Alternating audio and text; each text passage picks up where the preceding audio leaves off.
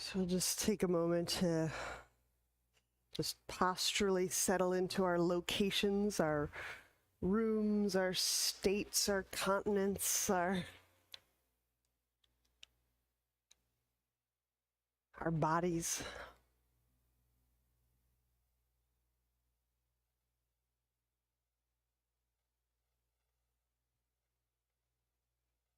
Our consciousness.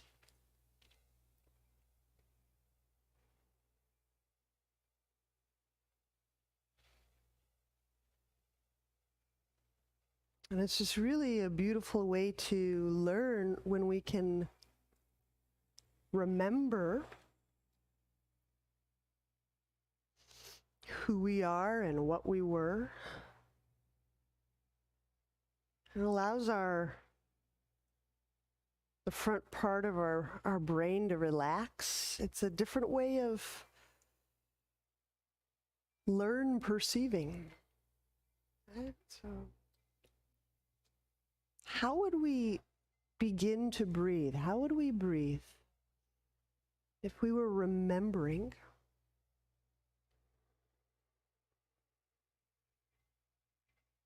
that we are consciousness? We are an alive intelligence that was present in our grandmother's womb.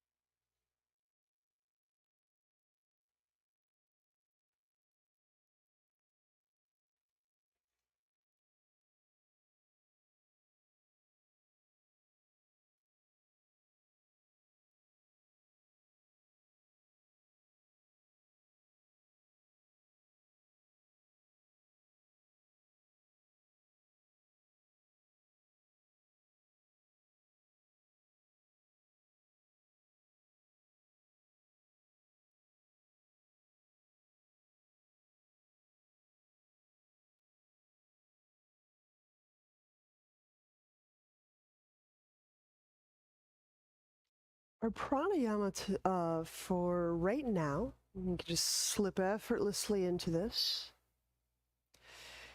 It's just creating a little suspension, and I'm not going to say hold. I'm attempting to differentiate a breath hold, controlling or containing the breath in a particular set of parameters, and a suspension where we can feel a quality of stillness between movements. So the two movements we primarily are working with in our breath, if we can be so bold as to categorize these, as there's the inhalation movement,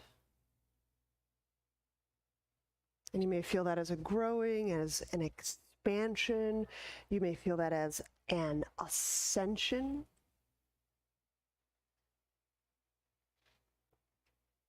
And there's the exhalation movement. And I want to just give ourselves some moments to acknowledge there's a stillness, a suspension between the inhale and the exhale. And there's a suspension or a stillness moment between the exhalation and the inhalation.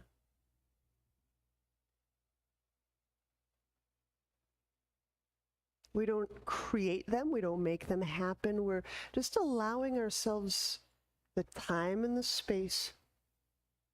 We're acknowledging them. So we'll do this for a few moments.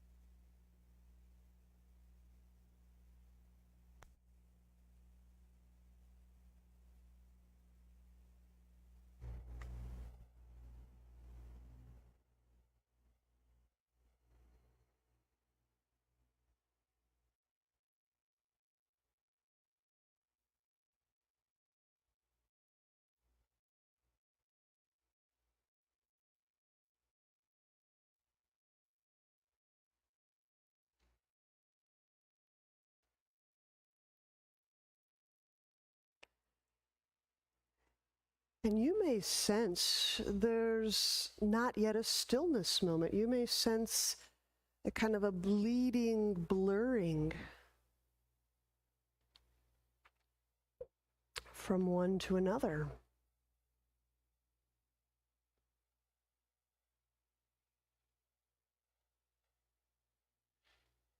You may feel there's subtle overlap. There's inhalation occurring as there's exhalation occurring. This is not a linear breath. It's a quite dynamic breath. You may feel that you're still energetically inspiring, even if you're physically or mechanically expiring.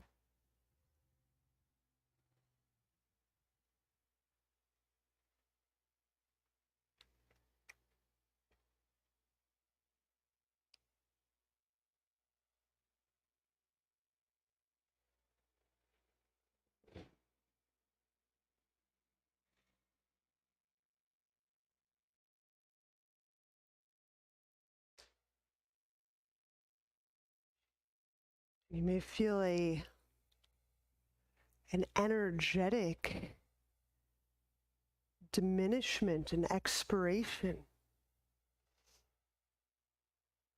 and a moving back to source, even if you've started inhaling.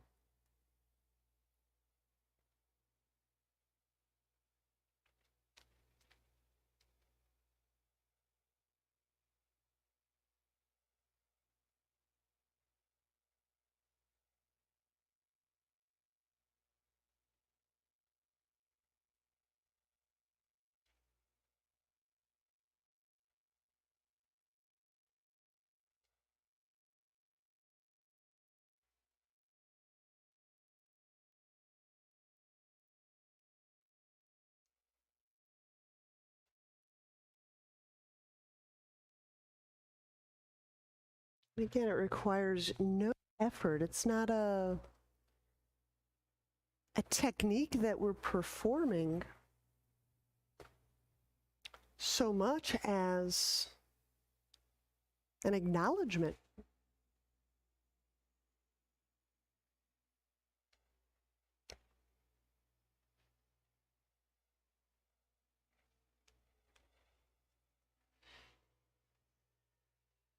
And then within a moment or three, we'll change our position.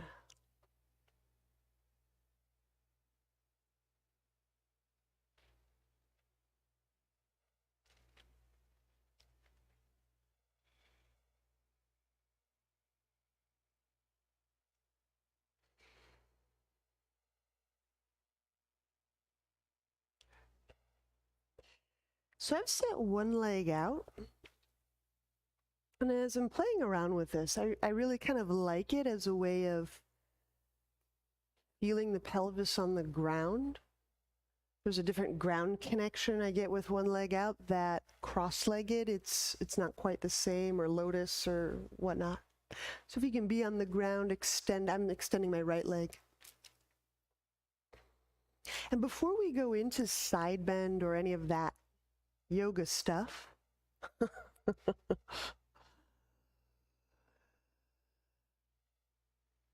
something we were playing with the other day is, as you're exhaling, typically, energetically, biologically, there's this kind of a diminishment. There can be a kind of descent. And we were playing with, can I spot this sense of gravity, this like, oh. You know that, to me, it's that feeling when the elevator finally reaches the ground floor. You know, the thing says 1 or G, but then there's the ground. There's the actual physical reality of the elevator landing. It's a crude analogy, but I'm feeling that really subtle ground. And letting that prompt my inhale so that that ground becomes that springboard into that next inhalation. So just take about 3 breaths. Just trying to find that. It's a quality of settle, or it's a quality of ground or gravity.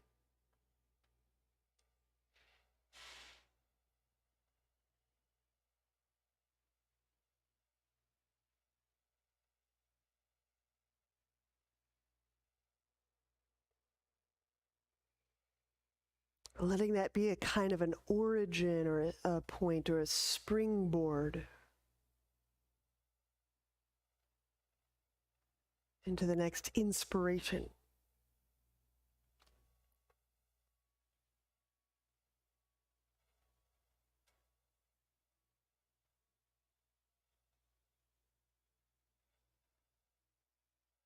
So it's that recognition of ground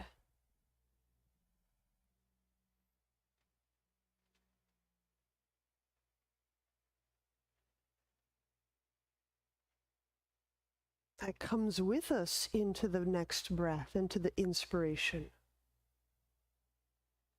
It's that visceral sense of ground filling up.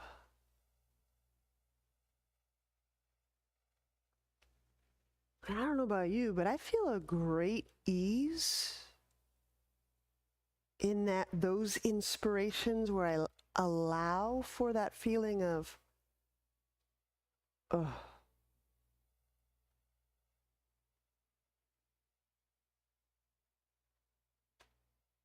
So now let's put the right hand down anywhere inside the leg. We'll raise the left arm as if for chest opener.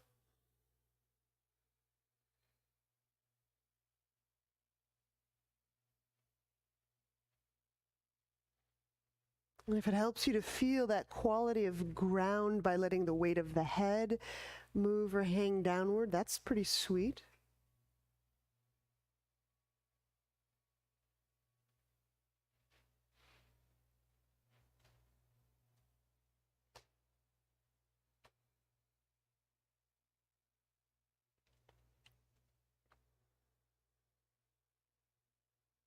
Just as I'm starting off into the same pose as you all are, I'm just going to kind of out loud just some of these points that I'm just noticing and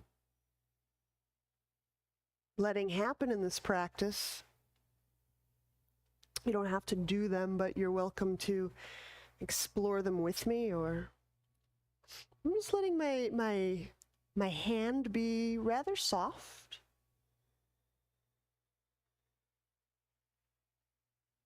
Really help me get that feeling of, I exhale, I feel my bones on the earth.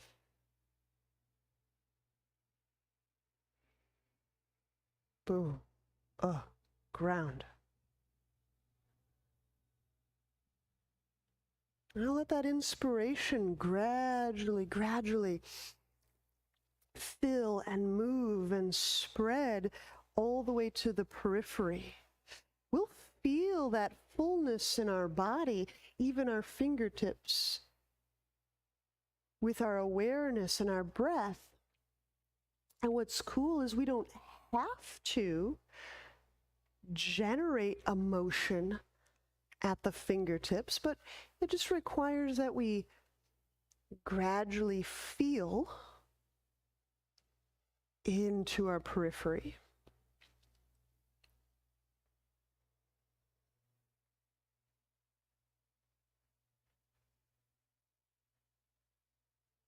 And I get the sense of when I really wait for and acknowledge that ground, that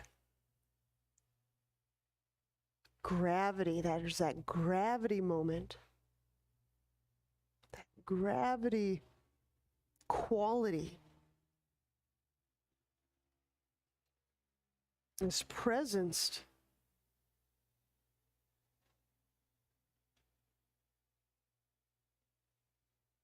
I actually feel like I get to work with a lot more softness in the body.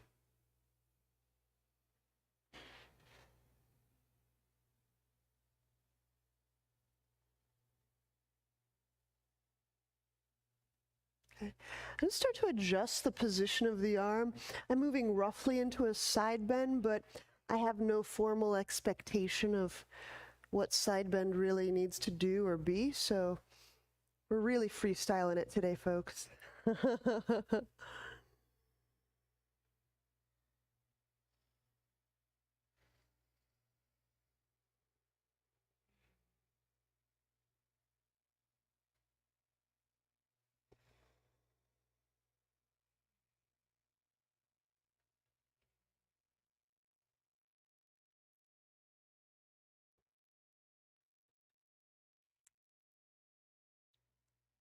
So what if our expectations of pose and practice and movement, what if our expectation were itself contributing to a certain kind of a structure?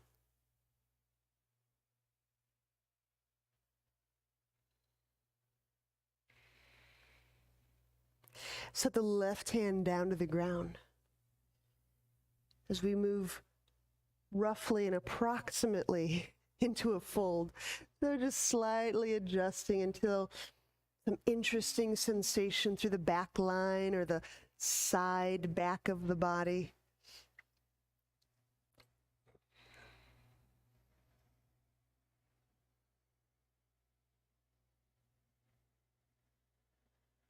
So kind of breathing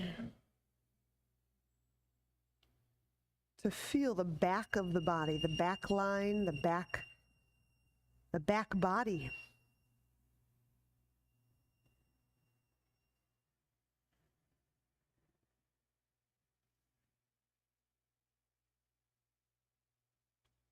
And if you can imagine or recall or recall in this formative first few weeks post-conception, we'd been developing this yolk sac. Remember, we had a yolk. You might even feel that yolk sac, which would become our abdominal area.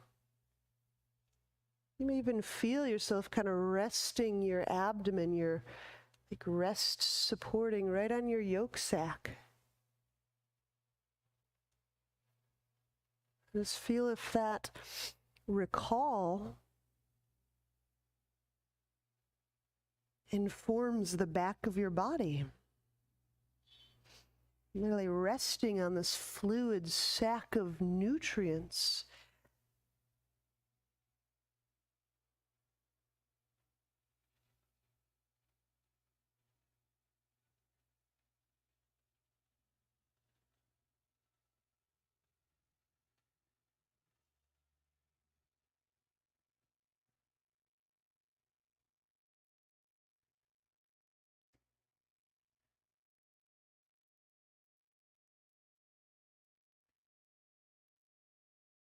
Inhale with the hands, walk, press your way up.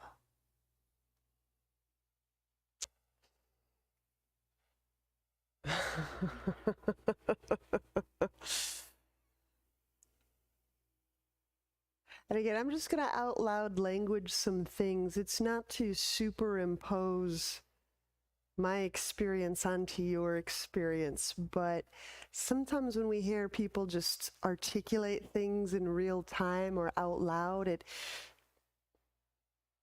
gives us permission to have language and experience that we're having, right? So, I'm going to switch sides as I talk. I was surprised by the sense of what I currently perceive as the outside of my body being and becoming the internal space of my body. So that was an unusual and cool. I felt both supportive and like strangely transparent right in through here.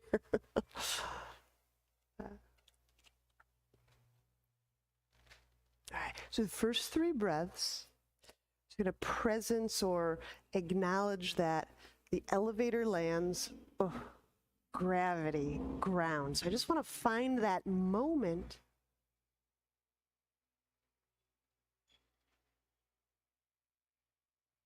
and let that gravity be the springboard into the inspiration or inhalation, as we sometimes call it.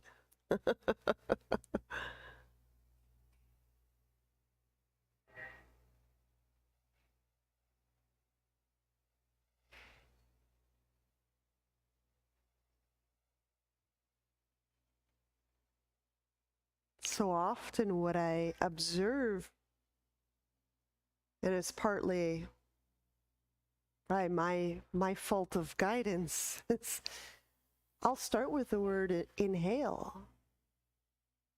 And what happens when we start with the action or the word inhale is many of us just start to pull up. But pull up from what? Yikes.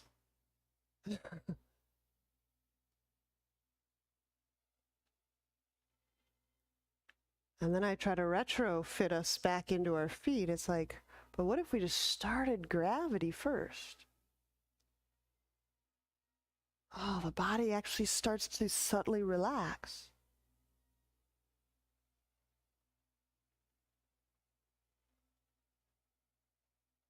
So if that exploration through that inspiration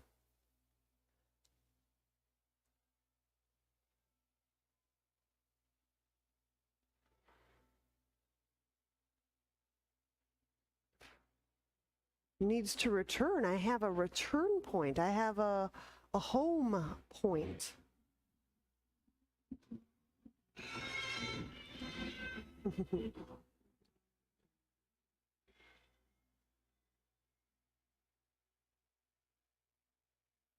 Chest opener, approximation. Left hand can be placed to the ground, reaching the right arm up. I'm just going to allow my hands to be just poised in a way where it feels most connected through the wrist and the arm and the heart.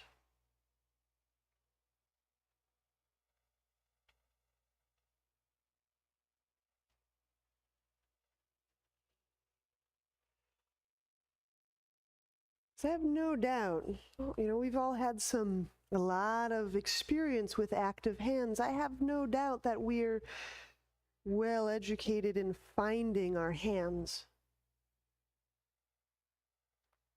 We can find our hands with our awareness and with our breath.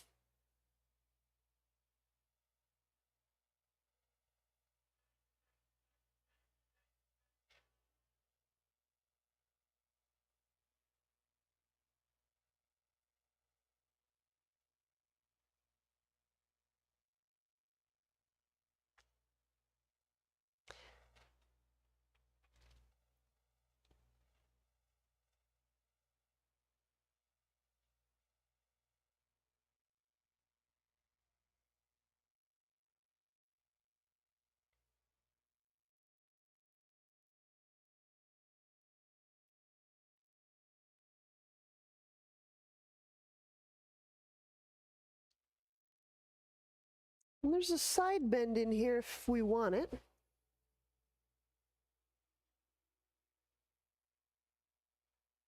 Just by shifting the arm.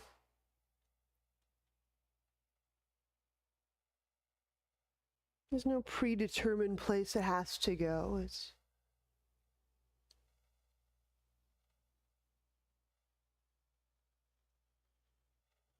You might even notice yourself starting to go to a pre-learned place with the arm, and that's perfectly fine. And But I'm just going to encourage a little bit more exploration, which can have a looser feel. So hopefully it doesn't feel too unstructured or chaotic for any of us.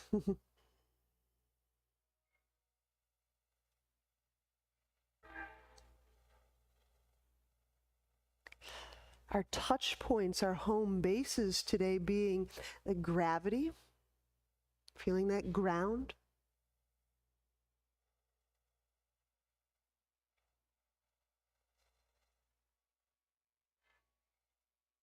Okay. And forward fold.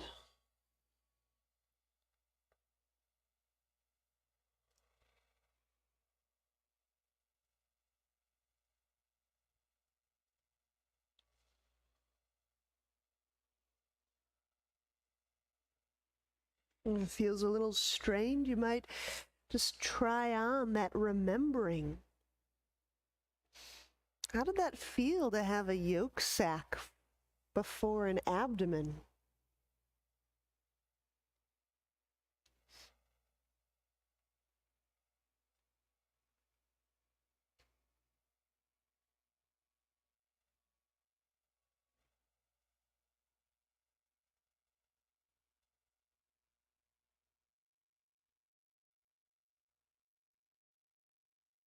You can kind of play with like leaning in and getting this support from this extraordinary sack of nutrients.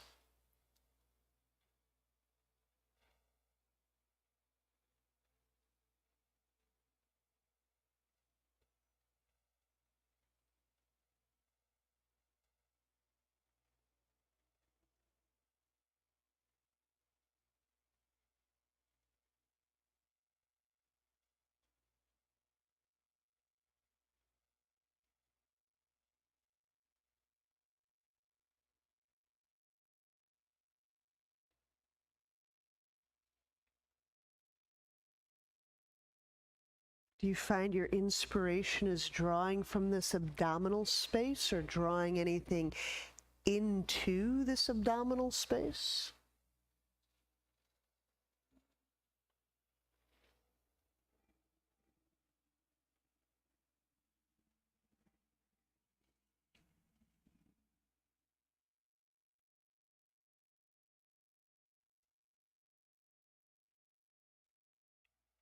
And we'll walk our hands up, or back rather, so we walk our torso up.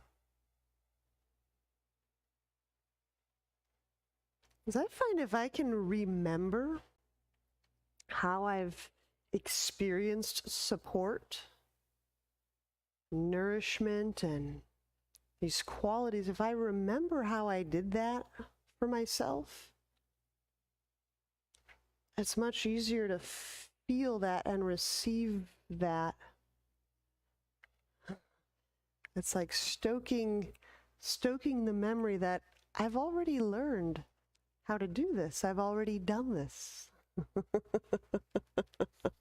All right. We'll help ourselves to our back to ground.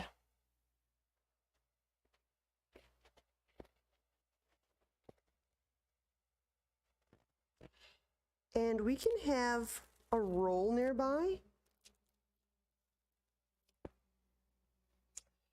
We can have a roll, a block, and a strap nearby as we lie back. Get you any of those. I'll get you. Oh, you got a strap. All right.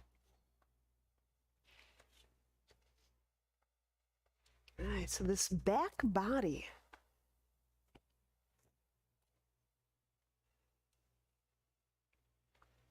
So if we pick our feet up off the ground, and for right now, it doesn't have to be knees over hips. You can just draw your knees over any part of your torso. You can hold your legs over your torso if that's more comfortable. Use your hands and your arms.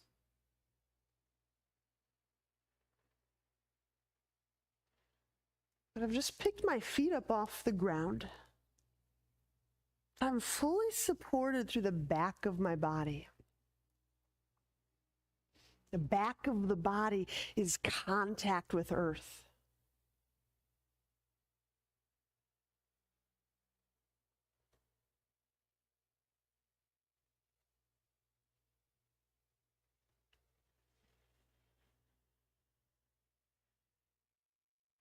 Can you feel that gravity moment?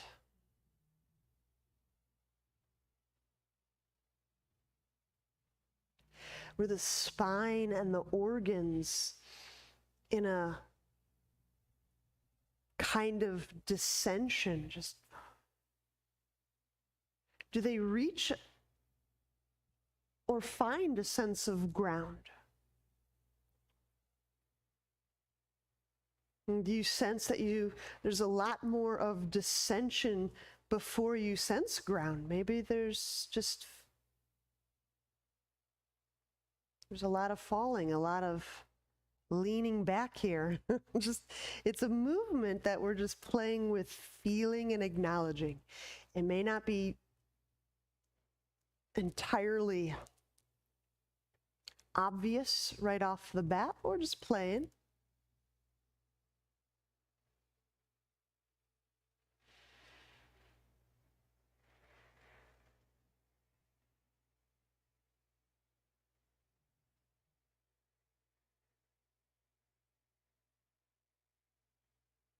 I'm going to let the feet go, and I'm going to start to support my own legs over my torso. I'm going to take the hands behind the head, so we're loosely reorganizing toward elbow to knee.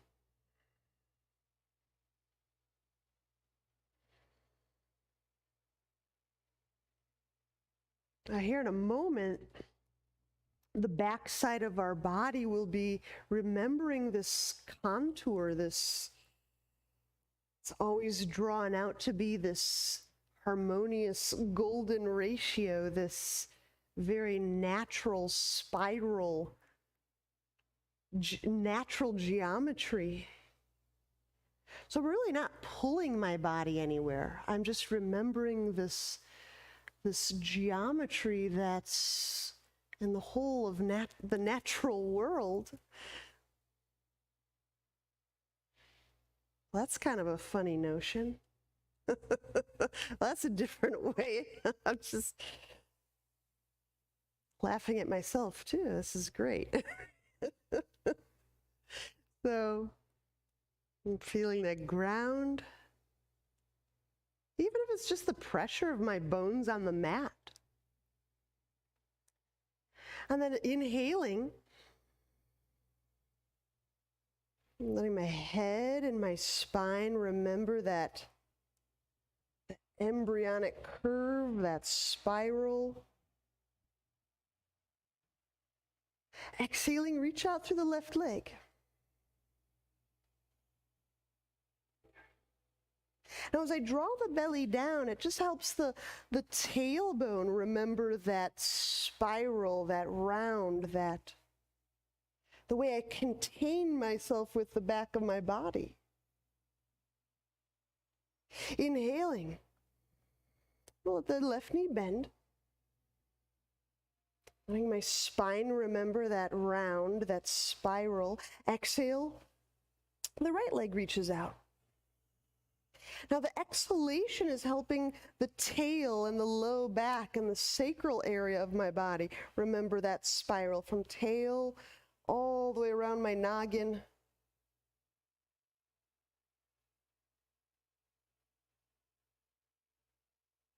Inhale, bend the right knee. Let's continue. Remember, it's the back of the body remembering this architecturally sound shape. We kind of all grew in and through this. It's often described as a perfection of geometry, a perfect contour for our natural world of which we are. And I want you to continue, just do as many reps as you feel interested in doing. And then we'll take a brief, just lying on ground to rest. But you can go on for 4 or 8 or 10 or whatever reps. And then we'll just put back on ground. So we have a little freestyle moment.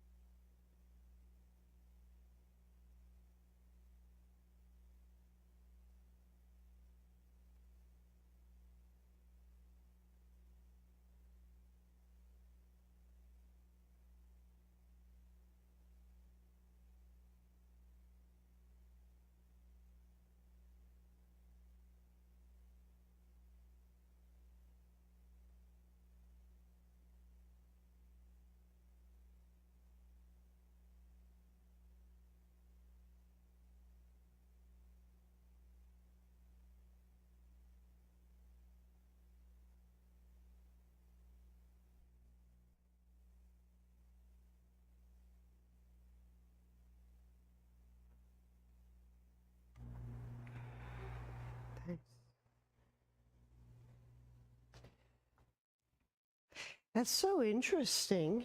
I'm not really counting or anything, but exploration can go on for quite some time longer than do X reps.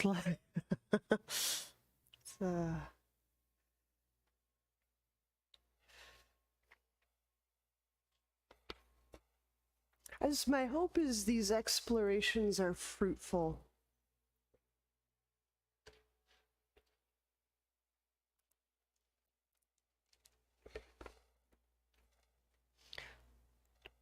One of these ideas around our not only biological evolution,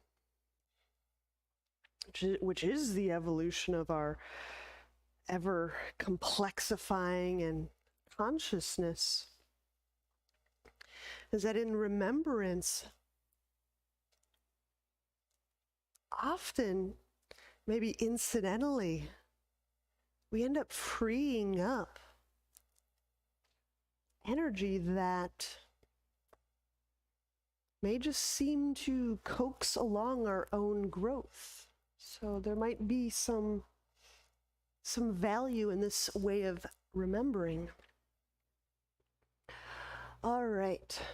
Turn to a side, press your way to seated. I want to show you a little, some work. We're going to do some work. Okay, you see I've got a loop about wider than shoulder width. And I'm putting my block, let me show you this way. Oops. The skinny mini way right between my knees. So if you have a skinny block, use the skinny width, 3-inch, might be less. Okay, so I'm going to show you this in 2 steps. I'm going to put both my feet right into the loop. So I did that. The block is right between my knees. And I'm just going to lightly cinch this so there's really no way this block will fall out. Often would do these things like we're going to squeeze something with our legs, and then sometimes the object falls out. No, that won't happen. Perfect. And so this is happening around the thigh. This is my thigh. And look at this. So the strap encircles my thigh and the block.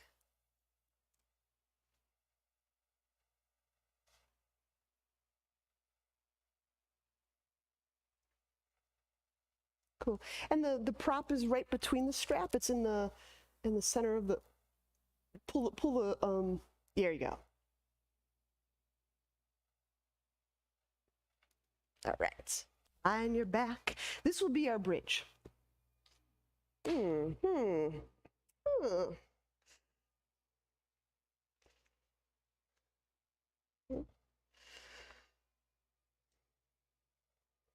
So usually we get our feet about fingertip distance away, and that's works well for here too. Inhale. Let me rephrase that. Hang out for a moment and feel for that gravity that landed. And then let that be the springboard into inhalation. And feeling the chest and the heart kind of lifting. Exhale, the tailbone kind of lifts toward the block. The low back lifts.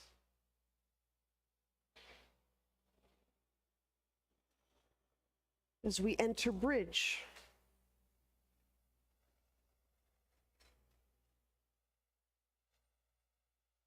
Now you can have your arms kind of a 45-degree angle to where your spine was, or you can have your arms out to the side like a goalpost.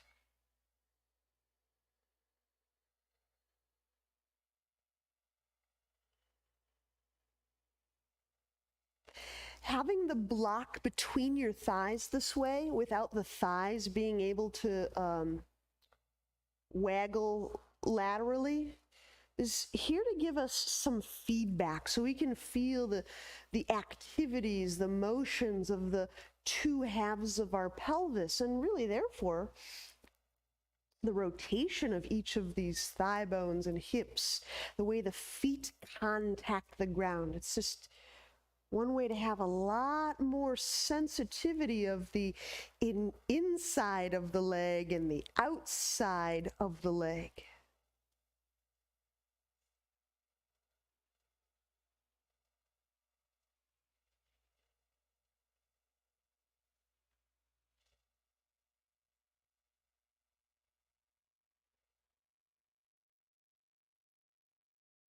So if I notice myself pulling hard out on the strap, I'll feel it. I'll feel it if it's more my right or my left. And then I can use the touch of the block to just reinstate and remember my inner leg. So often when I pull away from something, I end up forgetting these other areas. And I have to relax some engagement to feel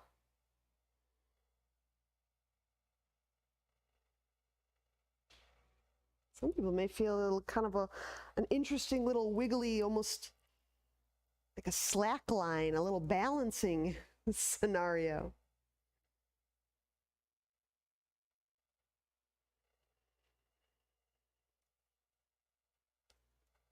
That's why I suggested the arms off to the side as an option. Sometimes we've kind of working things out in a balanced way. It just helps to have some more support.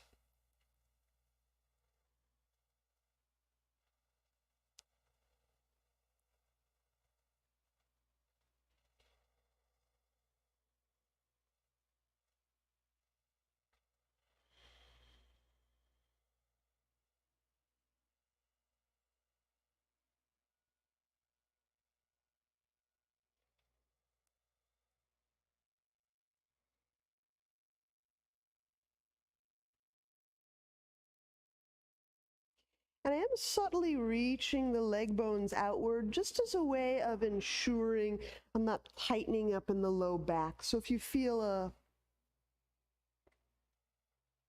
it's getting a little bit crowded in your low back, use some of your knowledge and bridge to skillfully get the underbutt to support you.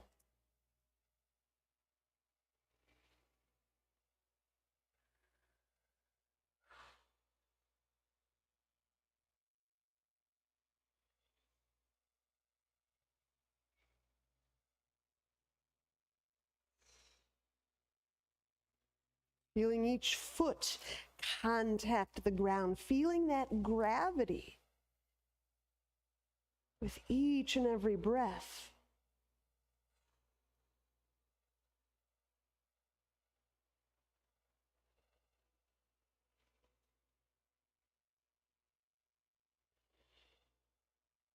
If you're not sure where all this energy goes, the ground is a good place to remember.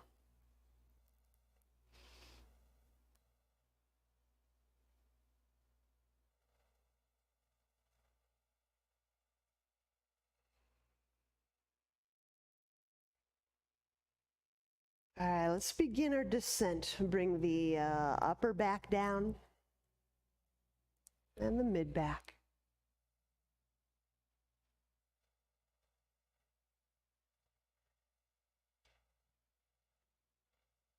Relaxing the buttock. And you may want to just bend the block and the knees toward your chest.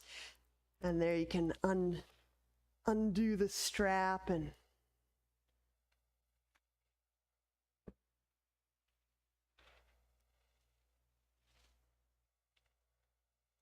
all right.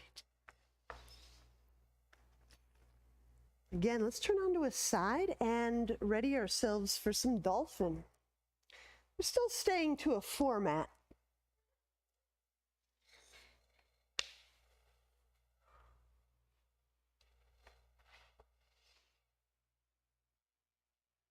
Let's hope this is giving us some new places to consider. If you get a little creative sprout from any of this, that's wonderful.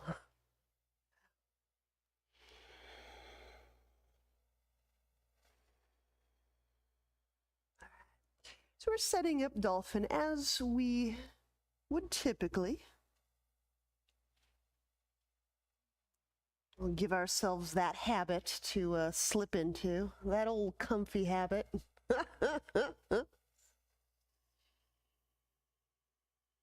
But there may be some new awareness, some new sensation in the legs, the pelvis. So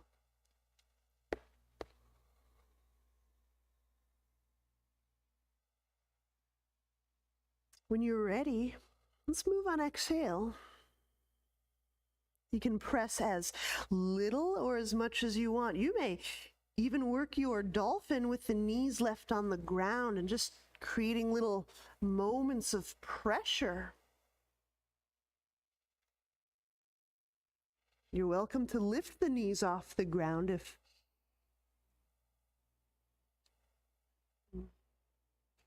that's inviting to the shoulders.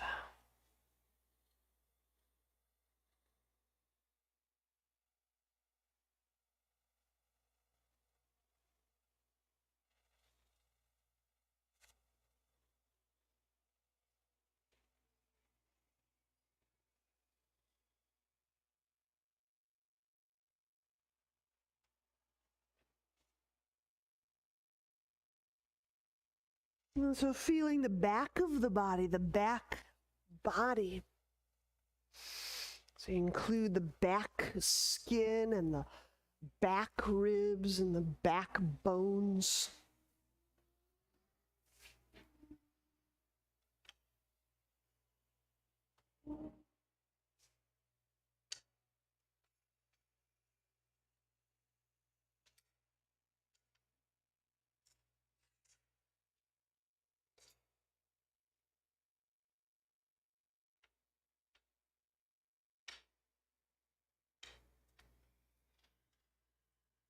There it is. And feeling the front of the body, the abdomen. And just by feeling the front of the body, the back of the body, do they feel like each other? Do they feel tonally or texturally quite different?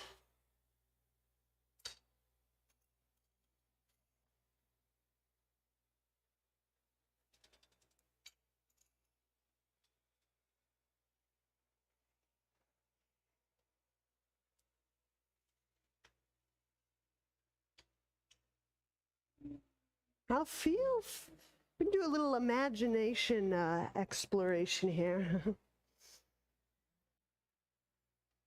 Let's just say we're here, just a few more breaths. Imagine someone's hands are on your back, like the back of the heart.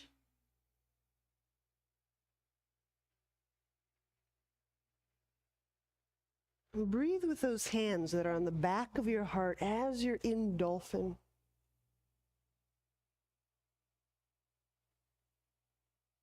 Letting that breath move through the back of the heart. Feeling gravity.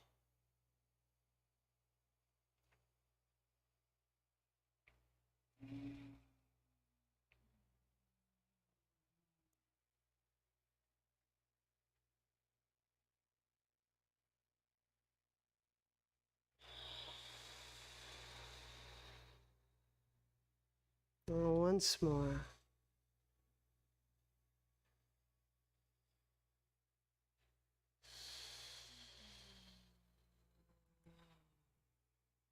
And then gently set knees down.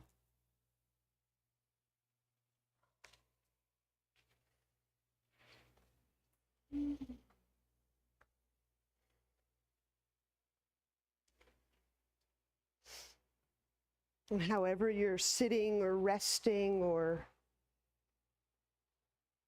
were the hands pushing you? Were they offering you something?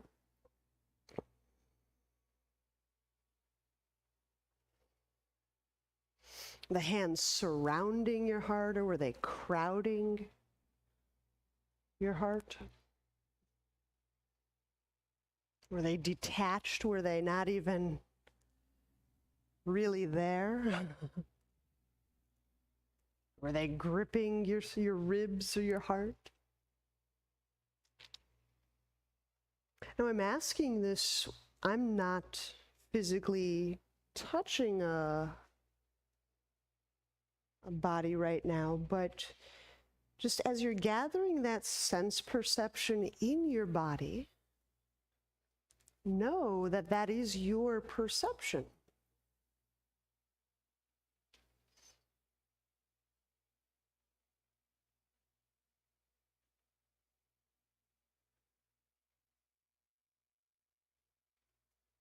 And when we shift our way up, let's stand.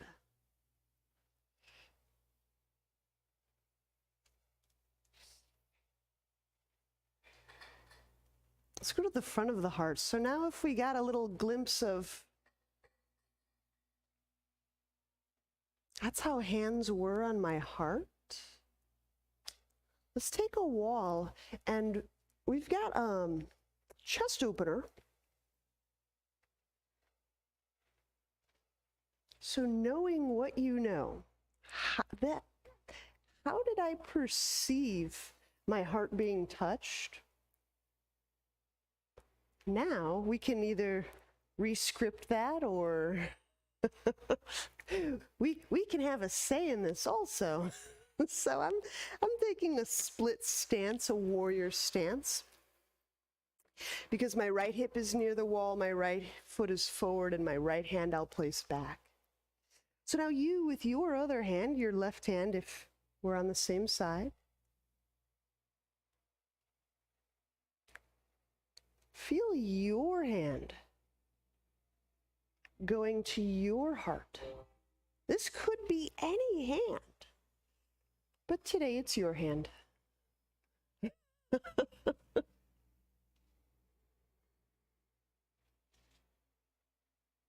And if you feel both the hand and the shoulder, I just want you to feel how the nature of that connection.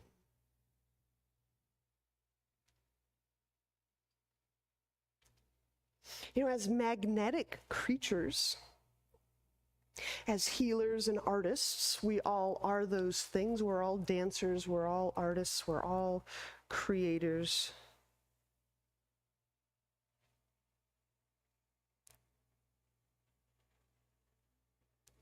As magnetic healing artist types, people, where contact occurs, the fluids, the oceans of our bodies move.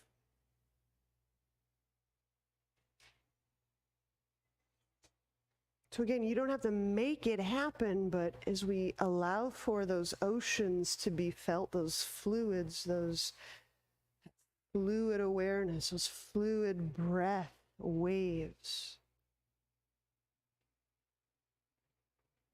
feel the nature of the contact between your hand and your heart. This is how you perceive hand touching, heart touched, or heart touching and hand touched.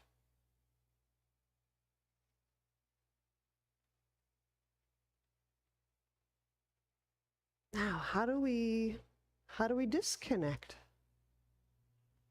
As you prepare to lift this left hand from heart, just feel the very nature and the quality of the disconnect. How do you disconnect this?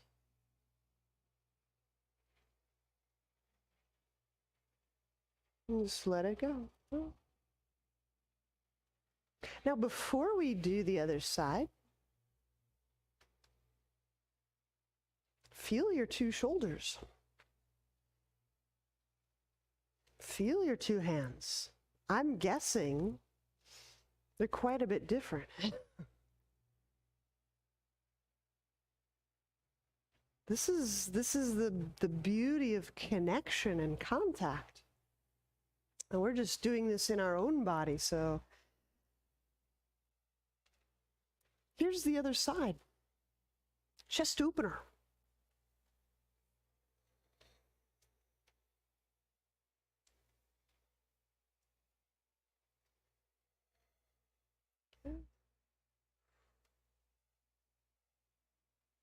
So just noting as the right hand contacts the left side heart.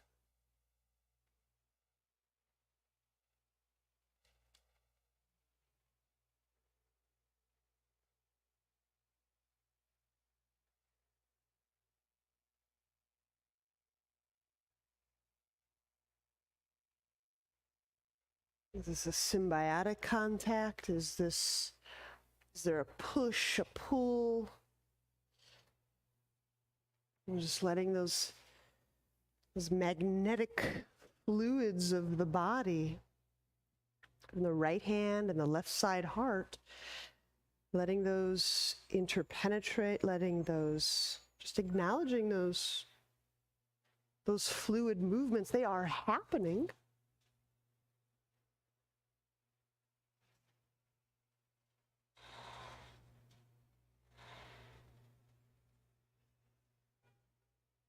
Yeah.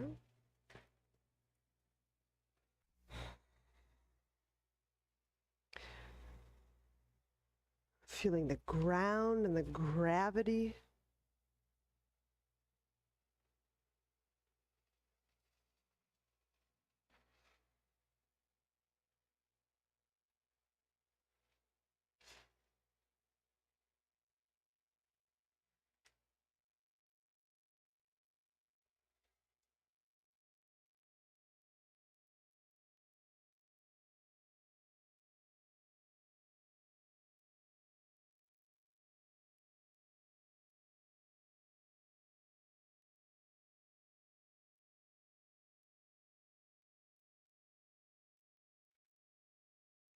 And when you're ready to lift your right hand from your left heart,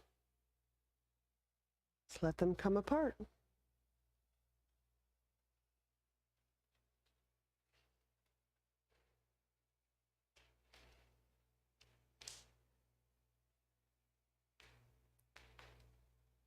Okay.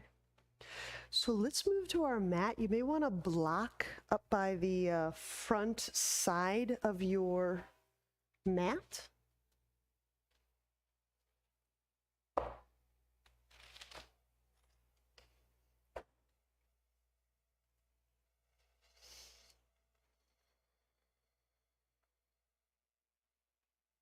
Having contacted those sides of the heart, okay.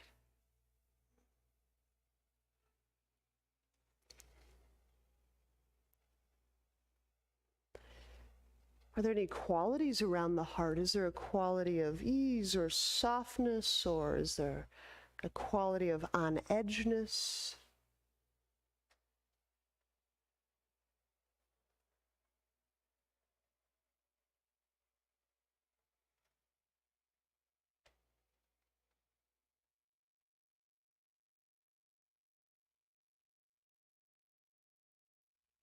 So as we inhale the arms up, with that softness of heart, kind of lift. So we're not really even bending the back, we're not thrusting the chest up, but we're just allowing for that heart and its softness to reach up. Exhale, fold, neck can soften. Inhale the left foot back, lunge.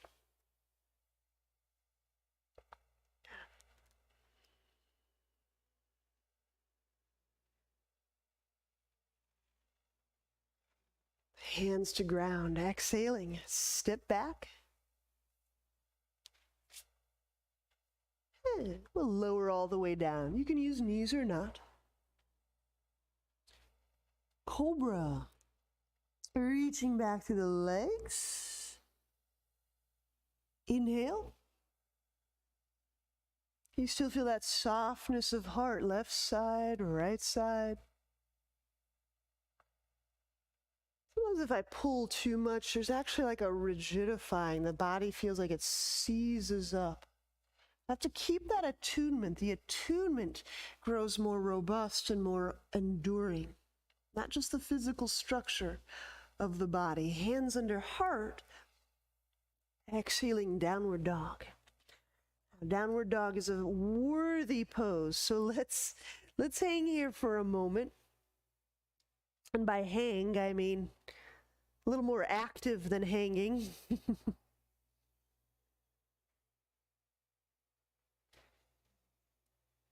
So the outer arm, you might perceive the outer arm by reaching or sensing or feeling through the little finger, the ring finger, and even the middle finger, but especially those outer two if you have 5 digits. Even if you don't have 5 digits, reach into that space where maybe the finger was or might have been.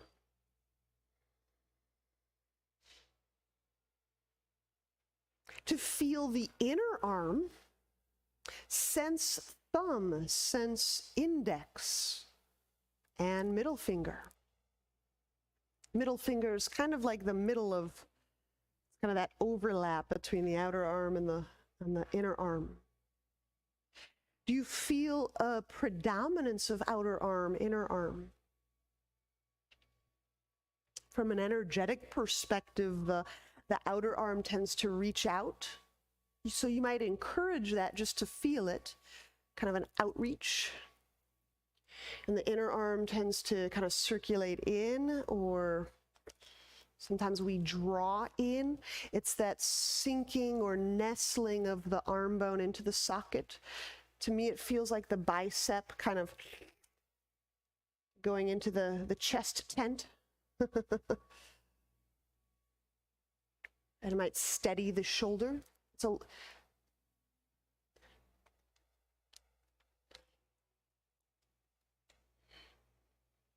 feel what the neck is doing. Maybe I can soften slightly.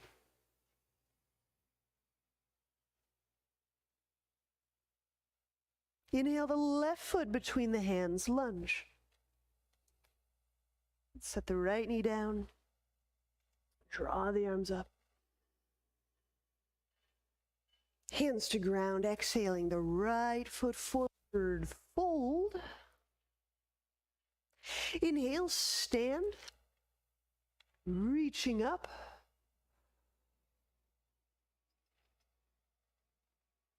Exhaling, hands to heart. All right. I'm going to pause for a moment, grab your strap. We're going to go with a, let's see what kind of bee that is.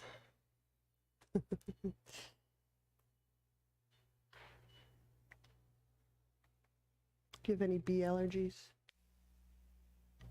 I'll just keep an eye on it for you. So if you had some allergies, I'd be more proactive about scooting it out. Okay. All right.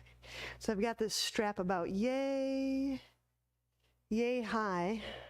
It's just above the elbow on the tricep bicep, about like so. And I'm letting it be shoulder width. I don't want to feel smushed together in the fronts of my shoulders. Okay.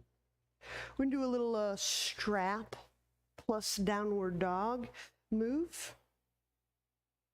Okay. So you may have to adjust this a little bit. But at least here I can get the sense of pulling out against the strap. Hopefully the buckle doesn't move on you. There you go. And the strap might even kind of push into the ribs a little bit. So this feeling of pushing out, pulling out against the strap. But then there's another move. It's a little bit like a slurping in through the inner arm. There you go. Good. So let's set up for downward dog with the strap.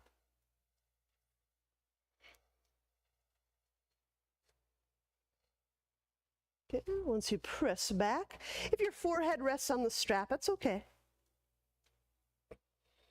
But I just wanted you to get this sense of pulling out against the strap and simultaneously kind of hugging or slurping up the inner arm.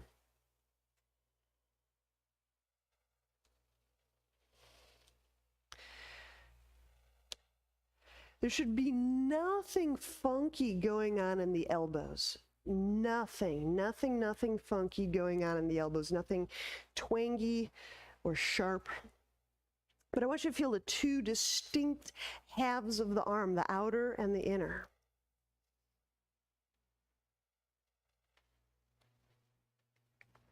Was it staying for you? I think you're good. I'll use my hands.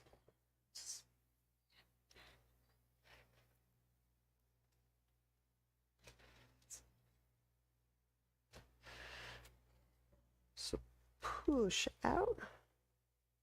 And then almost like these biceps. And to me, it's kind of Yeah, it's almost like it, yeah, that's it, that's it. Kind of tracks up that inner bicep. There you go.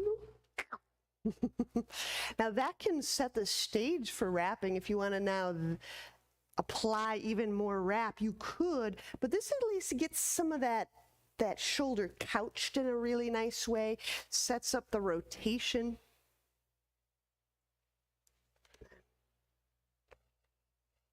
The rest of the neck. There you go. Weight through the whole hand. If there's a tendency to favor one side, you can notice that. Push through the inner hand also. All right, gently set the knees down.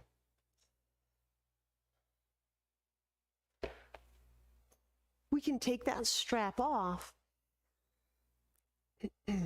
Now we just have a little bit more maybe sensitivity or awareness through the shoulder for any and every overhead motion. So let's stand again.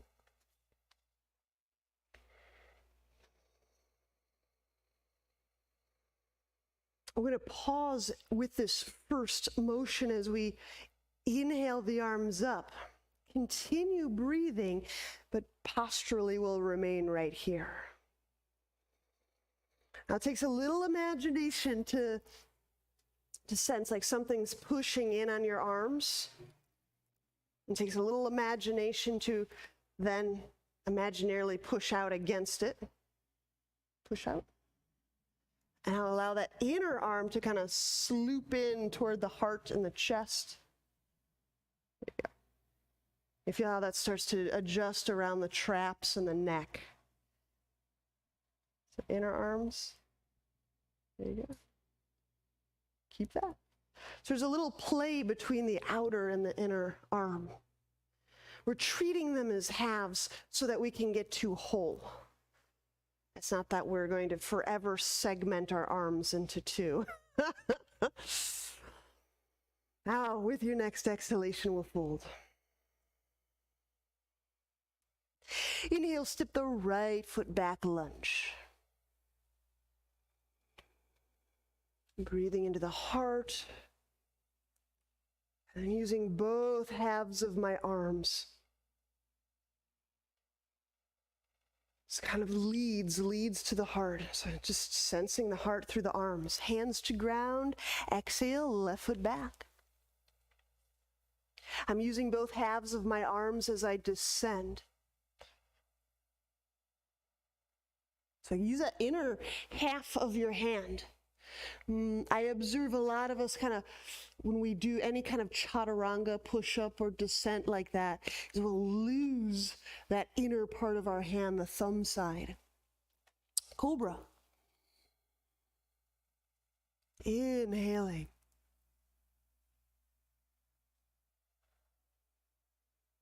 Feeling that heart moving distinctly from that abdomen. Exhaling, lowering, resetting in downward dog.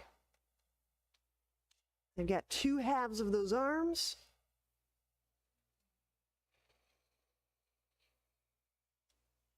If you've had a dislocated rib or a damaged nerve in the upper back or the neck, you might for quite a while or even a lifetime just continue to feel these differences. So sometimes we just don't get fed the same information. Lunge. Inhale the right foot forward, setting the left knee down. And using both arms, both halves of both arms. Hands to ground, exhaling, left foot forward. Fold. And inhale, stand. Feel the leg bones sinking down as the arm bones reach up. Exhaling, hands to heart. Chair pose. Inhale, bend knees, reach arms up. Exhale, fold. Monkey. Inhale the collar away from the lap.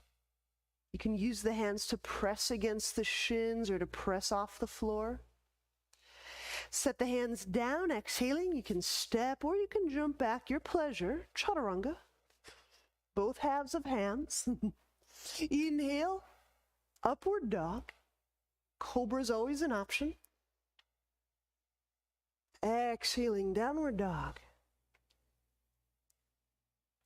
Use both halves of your arms. Feel both halves of your arms.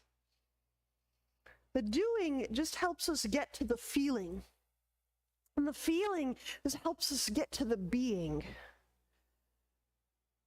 Being our arms, being the intelligent space that's loosely encapsulated by biceps and skin that we've just come to agree we'll call arm.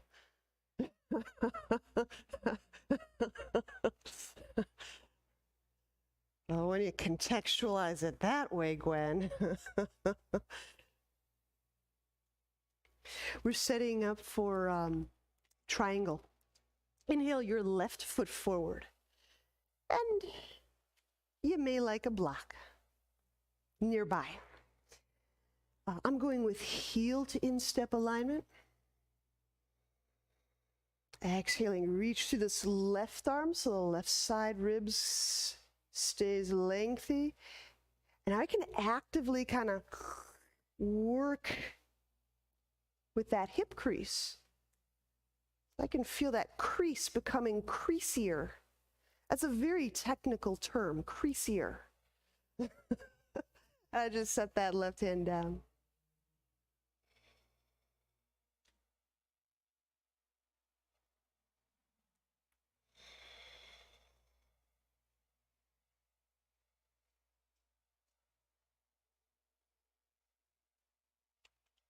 Now feel how the left thigh bone contacts the left half of your pelvis.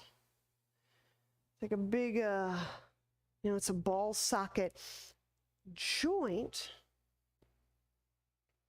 but there's this pelvic space that holds, that nestles around, that receives the information and the impact, the pressures, the sensations from the left leg and thigh bone, the foot, the ground. This is like ground reception central. How's the left half of your pelvis? How receptive is it to the ground? Maybe we should take a couple of breath moments to just remember the feeling of ground, gravity. Because ground and gravity is at the heart of contact.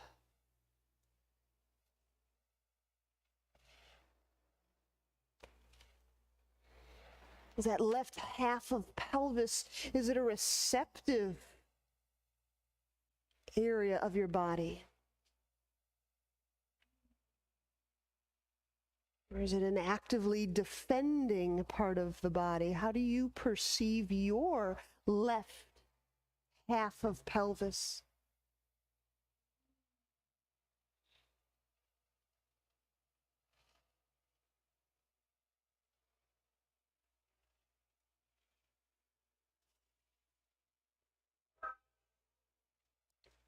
To do this study, I'm leaving my big toe on the ground. There's some lines and spiraling rotations that I can sense a little differently if I use my big toe. It helps me sense the inner half of my heel bone, the inner half of the ankle, which I believe is a fairly significant energy pathway. Okay, I'm going to bend that left knee. We're moving into half moon.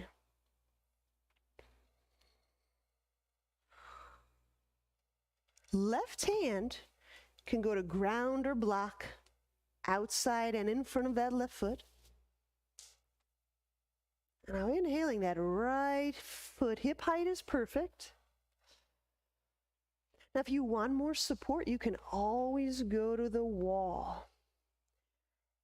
And just today, just because I'm playing around with these little rotations through the ankle, my ankle, and shin bones, I'm leaving that big toe pad on the ground.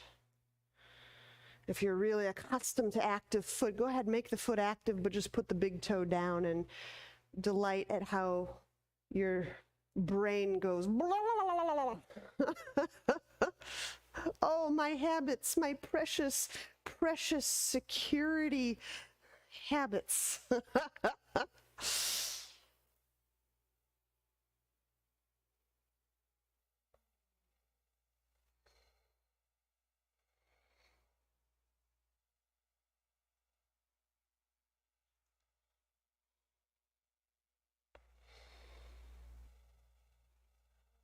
How can you feel how the left thigh bone contacts the left side pelvis?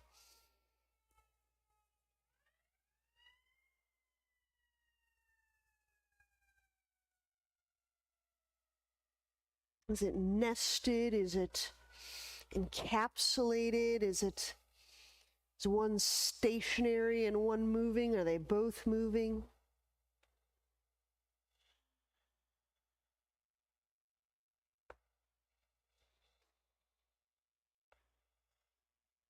And inhale, set that right foot down to the ground. We're exiting half moon.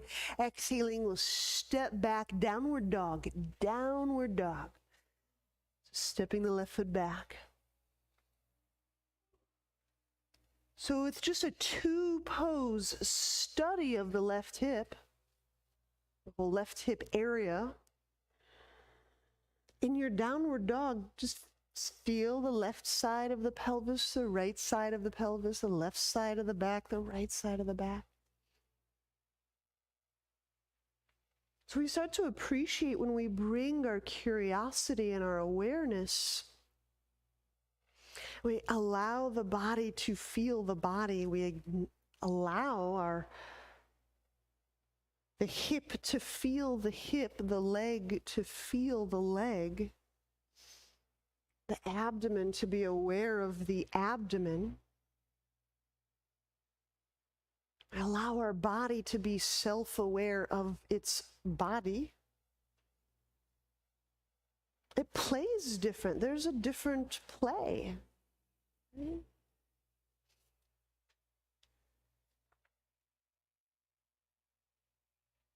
Is one more relaxed? Is one more working? Blank?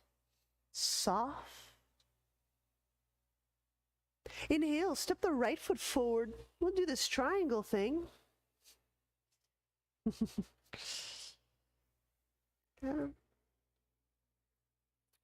So I'm just treating these two poses as a study in just half of a pelvis at a time. So my right heel lines up with my back instep. Reaching that right hand forward, the right side ribs lengthen. I'm just allowing this crease to become creasier. Allowing that fold of the pelvis kind of smoothly gliding over the head of that thigh bone.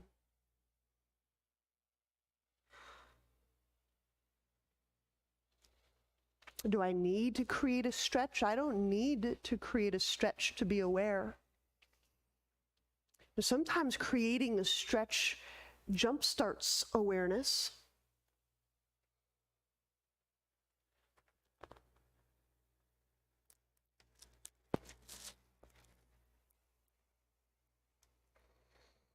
So now I'm just feeling, how does my right thigh bone contact the right side of my pelvis? Oh, I see. We'll just do these two poses, and then I need to promise us some closure.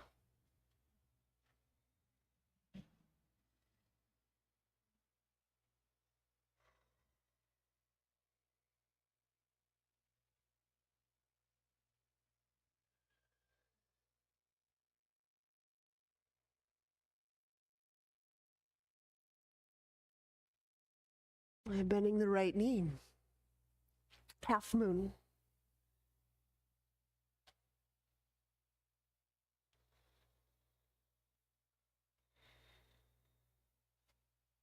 If you need support, find support with a wall. You can go back to wall, or you can place your left foot on the wall if you space it carefully so.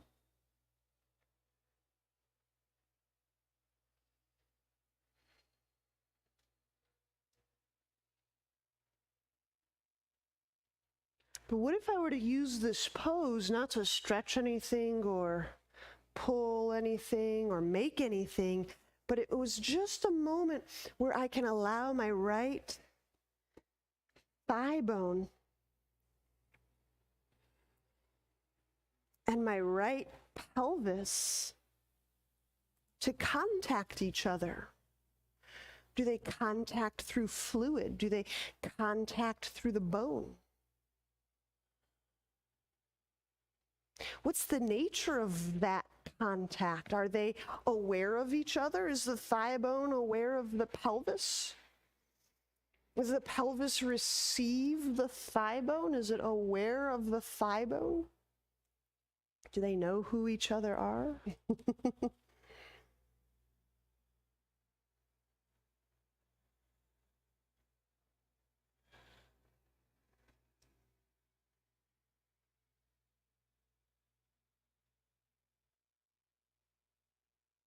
Are they fused together? Have they never met?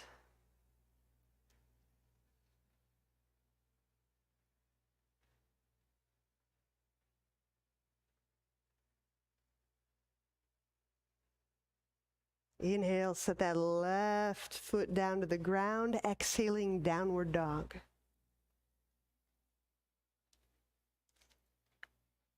So step that right foot back, downward dog. You will be completing the sun in just a moment.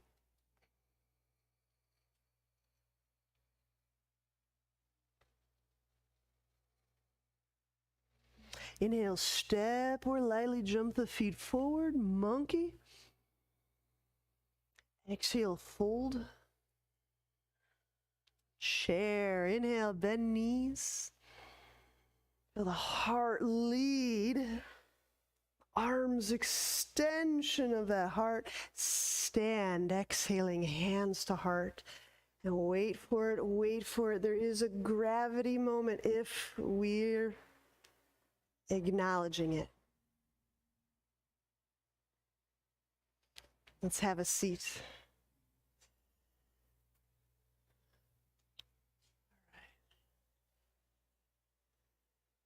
Okay, so feel free to have seated kinetic silence, or to have lying kinetic silence or shavasana.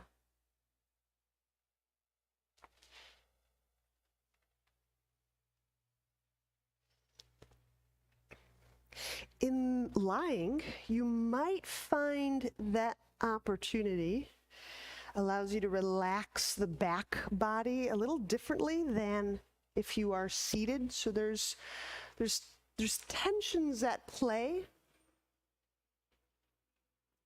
But if you are in a time frame where you know you have to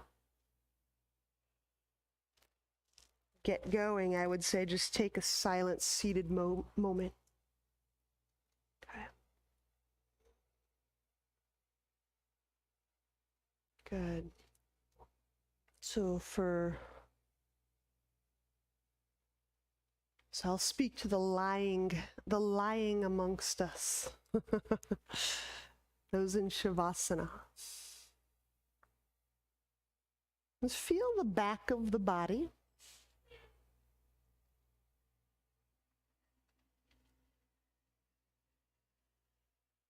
The front of the body.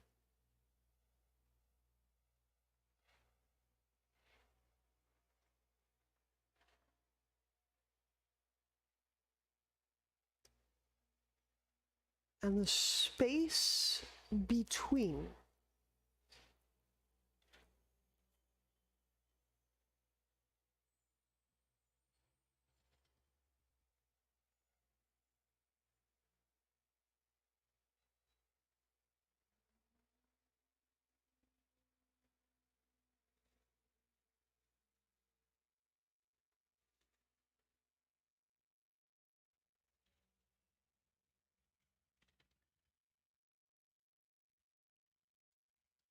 And that space of the body,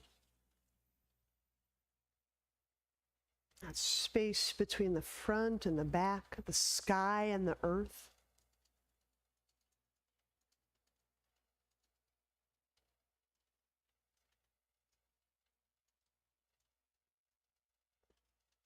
It's aware of itself.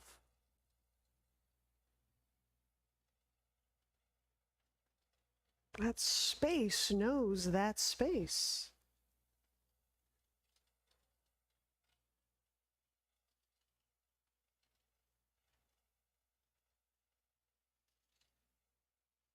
We make up these practices to remember that consciousness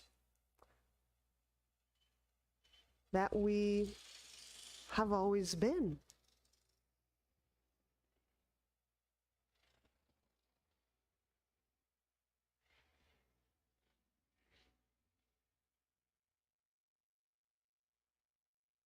Just make up these little tools and techniques to walk ourselves back, to walk ourselves forward, to walk ourselves back.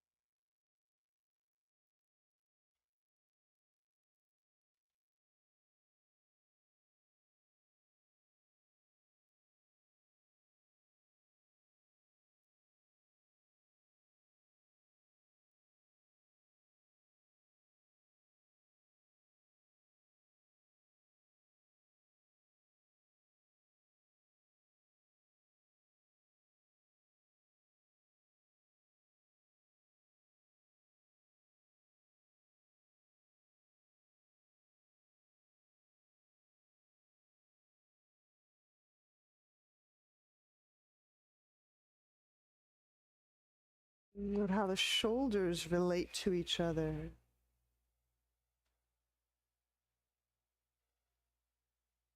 Note how the pelvic halves relate to each other.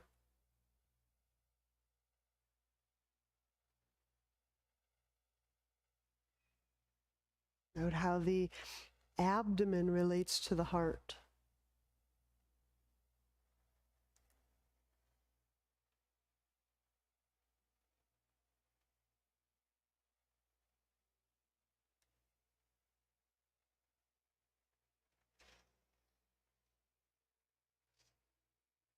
And it feels like a little celebration.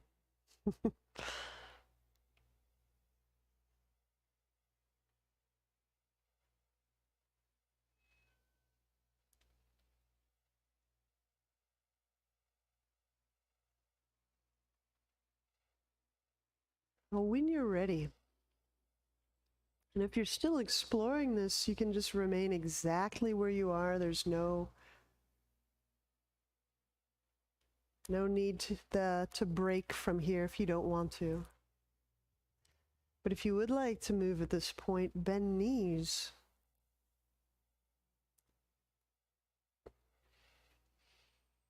Turn to a side.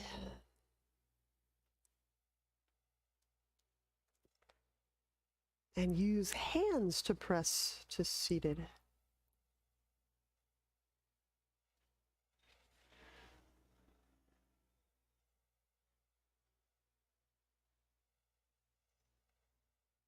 Namaste.